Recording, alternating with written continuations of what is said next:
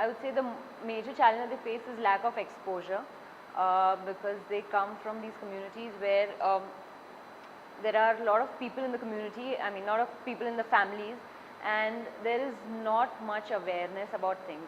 And hence, like, my class theme is also like class of student leaders, and so I believe that at this age they can become independent leaders, they can take ownership of their own learning, and through that, how can we create awareness? So whenever we do any topic, I make sure that the exposure bit is always there. Class management was a struggle, and 8th graders were at a decent place academically, but then again, since we have like Akanksha curriculum which needs to be followed, again how to make plans based on the core text and maintaining that rigor and pushing for the rigor.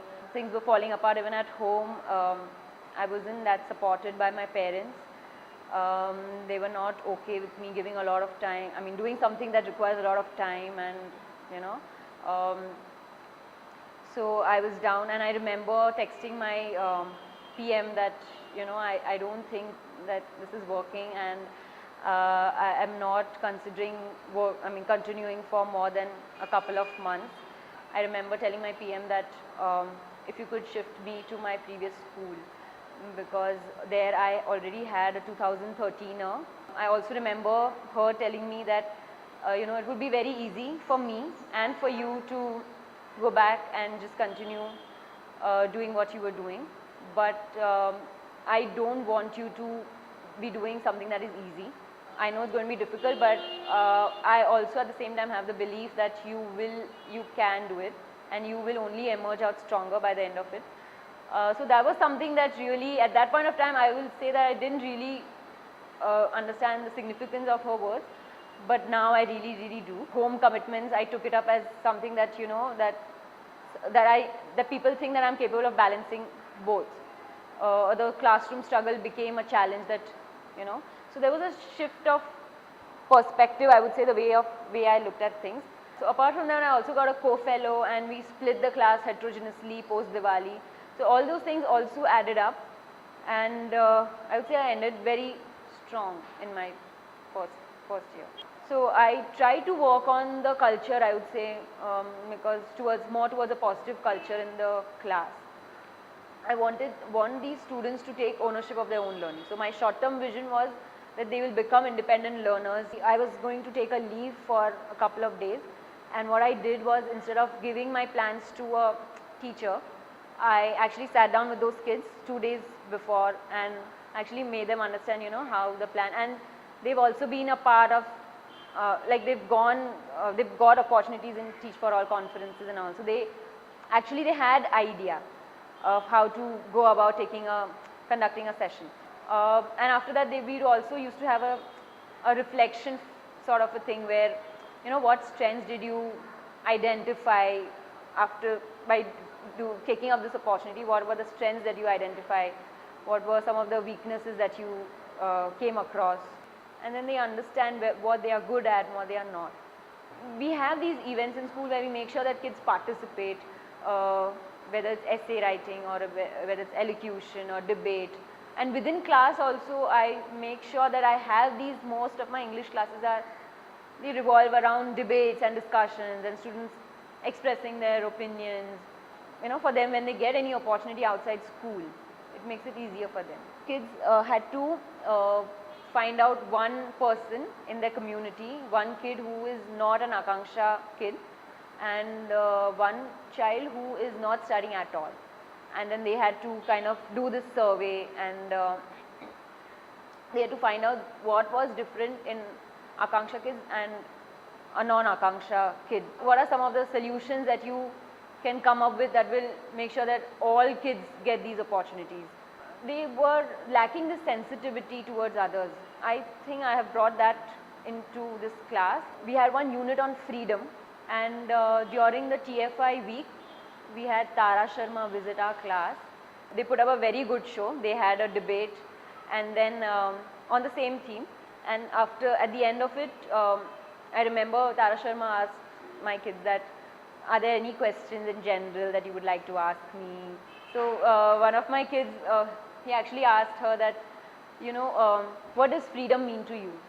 And that was like, I was like stunned, like, you know, like they are actually thinking about all these things, and beyond the normal classes that we have, they're actually internalizing it, and they want to know more about things. And there was one kid who, after this question, asked her that, do you think you are free in the true sense? So that was like, even she was amazed. So they were all discussing that, Didi, this is your last year and you might not continue, and we get a new Didi and all those things. You always brought in things away, I mean, apart from the regular textual stuff. We will miss those things if you won't be there. And but then there were other kids who pushed back, saying that, you know, so what happened? Like, if next year, even if Didi is not there, we will, whoever is a new Didi, we will bring in those new things, and we will proactively go and tell Didi that let's discuss this thing in our English class. If I've promised them that I'll give you notes on some topic, and if I forget, then immediately they are the ones who come up to me and, you know, Didi, you had promised that you will give notes, where are they? And if I tell them that, sorry, I wasn't able to, they actually ask me why, like what happened, and like why weren't you able to. So I think these things is something that they have internalized. So I think they will take whoever is, irrespective of the Didi or Bhaiya they get, I think they will continue doing these things.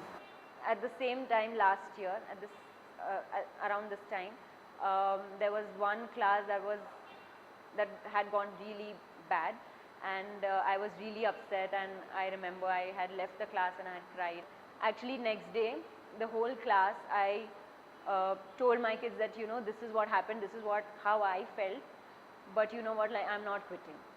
I have decided that I will continue. So I think that they knew that somehow Didi has shown this you know, quality. They were giving their English exams, and it seems that the paper was really tough. So one of the very bright kids, she actually started crying while writing the paper. I asked her that, are you fine now? And you know, and then she told me that I cried, but at some point of time, I put in efforts and I finished the paper somehow. And I know that I have not done that bad. So then somehow I feel that they are showing that grit, that yeah, there are times where you break down, but you know, you need to give that much, you need to have some patience and just stay a little bit longer, and things will turn out fine, I feel. As a teacher, you are always told that planning and execution is something that needs to be really strong if you need to be a good teacher. But whatever you plan, you go back and you reflect that this is what I thought of, and this is what went well, this is what didn't work out, and what should I do next time to make sure that this doesn't happen the same, and what can I do differently, what could I have done differently. So I think that's when you then think about that, you learn, you find out more ways of doing the same thing. So that's when you're continuously learning. And I also have grown a lot on taking feedback constructively, which was something I wouldn't say was there in my first part of my first year.